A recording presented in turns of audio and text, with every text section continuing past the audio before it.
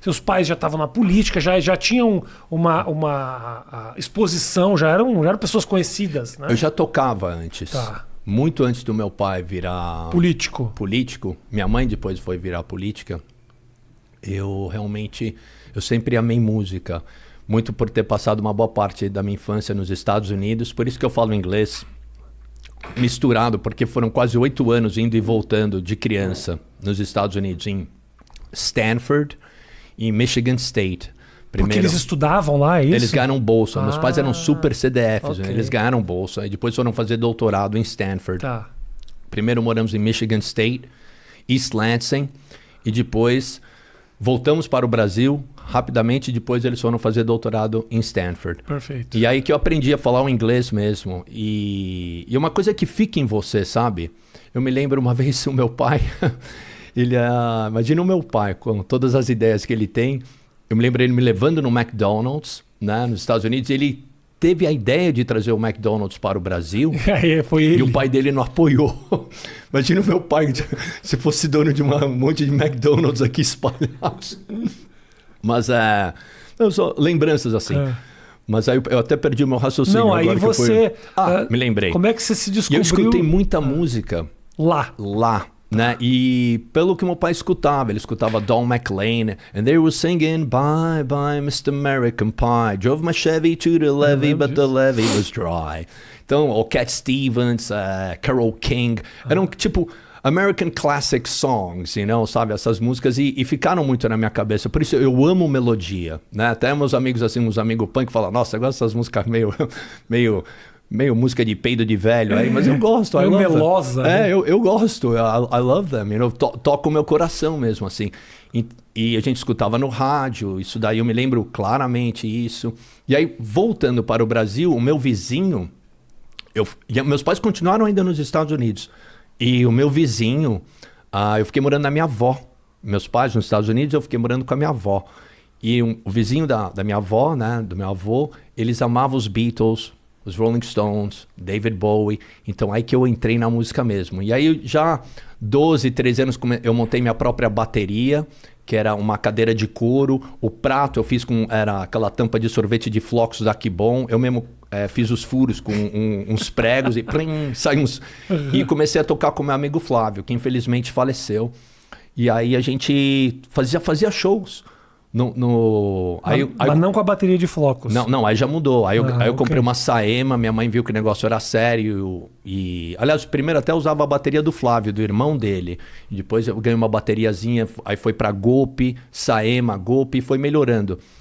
E aí a gente tocava em tudo que era lugar. Então já desde moleque eu toco na noite de São Paulo mesmo. Me lembro quando o John Lennon faleceu, a gente tocou na Apple, que era uma boatezinha atrás do shopping Ibirapuera. A gente tocou lá e antes de começar o show, veio o juizado de menores, porque saiu na Folha de São Paulo que a gente ia tocar lá. Tinham vários grupos tocando e eles acharam interessante, até que tinha o filho, né, do Suplicy, que meu pai, mesmo antes de ser de político, ele já tinha um certo nome, porque ele escrevia na Folha de São Paulo, como colunista, né, de economia e aí foi isso. E eu me lembro que o juizado chegou lá e falou que a gente não ia poder tocar porque era menor e tal. Quantos anos você tinha na época? 14. 14 anos tocando na noite de São Paulo. E aí eles foram embora, a gente tocou. Você acha que eu não vou deixar de tocar aqui, homenagear o John Lennon, cara? Então você começou muito cedo assim, muito cedo. Então foi uma coisa natural, assim. E eu queria ser os Beatles. Eu queria ser. Eu amava. Passava, sabe, sempre escutando. Tava triste, escutava. Tava alegre, escutava. Né? E até hoje gosto. Tanto que eu tenho uma música com o João que se chama I Hate the Beatles. Because I love them so much. Porque eu amo tanto eles, né? Então, é bom, eu fico um bom tempo sem escutar, depois eu escuto. Como qualquer coisa, eu acho, né? Assim, na música, mas... E a história do teu irmão também é meio similar, assim, também. De ir para os Estados Unidos, voltar... O João não. O João, ele não era nascido ainda. Era mais novo. Né? Ele era mais novo. E aí ele teve... Mas ele me teve como muito referência em casa. Então, a atitude dele punk, de rebelde, foi... Eu não vou seguir a linha do meu irmão. Eu vou estudar música brasileira de verdade. Entendi. E eu achei ótimo, porque foi uma atitude dele. Então, eu falei, depois ele ter morado no Rio e morado muito tempo nos Estados Unidos, eu falei, João, antes que a gente fique muito velho, vamos fazer alguma banda? Vamos fazer alguma coisa? Pô, você toca violão tão bem, cara. e eu toco bateria e canto, faz tempo que eu não toco e canto bateria. Vamos fazer isso daí, Brothers of Brasil.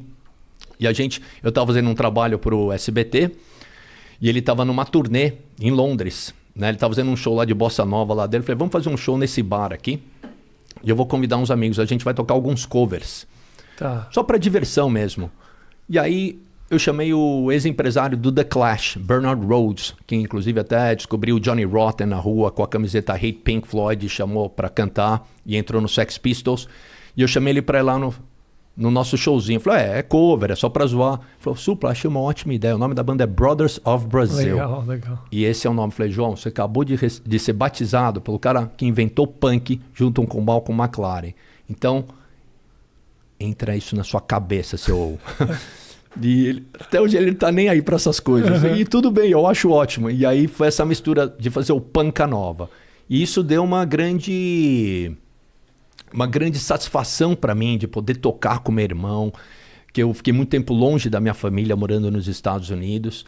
E aí, nesse tempo de 94 a 99, né? E aí, quando a gente começou a tocar, aí a gente assinou com uma gravadora americana, Side One Dummy, em Los Angeles. E aí já entramos no Warped Tour e tocamos, em vários lugares pelo mundo, cara. Pois é, cara. Como é que é pra você, por exemplo, a banda com a história com teu irmão é muito forte lá fora, né? Porra, tem um puta de um respeito fudido lá fora. Aqui, obviamente, a galera curte, mas vocês tiveram um programa na televisão, vocês têm uma história aqui. Mas lá vocês construíram um bagulho de credibilidade fudida. Assim, era uma coisa do underground, eu diria assim, que tava indo muito bem a coisa. Aí depois a gente parou, assim, por motivos de vida mesmo, sabe? Não era fácil você ficar 3 meses... ou 2 meses que seja, fazendo show direto, e o João tem 3 filhos e você não vê os filhos crescendo. Sim. É um negócio meio maluco pra ele, eu acho, assim. E como que era pra você ter isso lá, e aí vem pra cá, a situação é diferente, tem outra história. É um pouco meio... tem uma frustraçãozinha nisso, não, assim, o que tem é a liberdade. É a liberdade de lá, a gente é eu sou o Supla, o João é o João Suplicy. É só isso. Ninguém é filho, sabe... Ninguém é filho de ninguém, a gente é só o que é, a gente é respeitado pelo que é. E isso que era muito legal, né? Então, a gente teve a visão de fazer essa coisa bonita de 2 irmãos, do Brasil, trazer algo diferente, mas ao mesmo tempo, pelo nosso visual, o gringo consegue ter essa identificação, sabe? O cara é meio punk ali e tal, o outro é meio Johnny Cash, meio Elvis, então tem essa identificação, mas aí de repente começa a tocar uma música meio brasileira, então eu gosto muito eu sou bem, assim, é uma coisa que me dá muito prazer de fazer esse trabalho. E a gente voltou agora, né?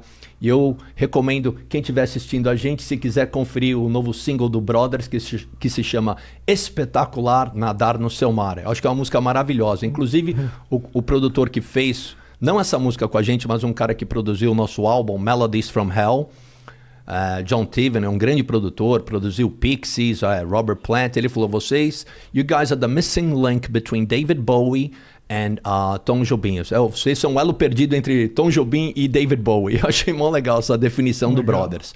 E a gente tá voltando aí, né? Tocando e tal. E o João fazendo a carreira dele solo e eu fazendo a minha também.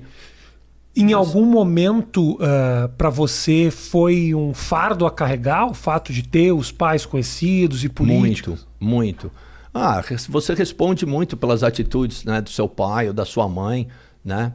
E tudo bem, isso acho que foi um maior motivo mesmo de eu querer sair fora do Brasil depois com uma idade, para buscar a minha própria identidade, para ver quem que eu sou, sabe, sem ser filho disso ou daquilo. Mas ao mesmo tempo, eu nunca quis ficar chorando sobre isso, assim, sabe? Porque não tem nada a ver, cada um tem... Pelo menos eu sempre tive casa, comida, sabe? Moro num país... Pô, é difícil eu falar isso, cara, mas é um país racista aqui, entendeu? Que a gente vive, né? E eu sou uma pessoa branca, classe média, alta, entendeu? Então é um certo... Você tem um privilégio de ser assim, sabe? Claro. Eu tava vendo, por exemplo, uma conversa com a Alice Brandão e o Mano Brown, e ela falando, sabe, é muito chato que você vê... Pô, a gente vai numa loja, né? Só por eu ser negra, ou um rapaz negro, adolescente, pô, o cara da loja no shopping, o cara fica seguindo você, tá ligado? Imagina isso, cara. Até os dias de hoje, a gente tá vivendo Com certeza. uma história dessa. É um negócio maluco isso. É um Com certeza, negócio que eu não entendo, porque... A gente não tem como entender porque a gente não vive isso, né? Somos brancos. Mas é muito importante a gente ter essa capacidade de se colocar no sapato dos outros, né? Porque o pessoal quer, né? Claro. Todo mundo quer ter uma vida digna e decente. E, mano, você tem que tratar a pessoa pelo caráter dela, é isso, né? Você tinha ao mesmo tempo, obviamente, as vantagens de ser filho de gente conhecida e com poder aquisitivo, mas isso, eu imagino que artisticamente deva te taxar um pouco também, não? Tipo, Sim. puta, é o show Sim. do filho do Eduardo. Tem isso, é pra caramba Tem isso, isso. né? E em algum momento isso você se sentiu que, pá,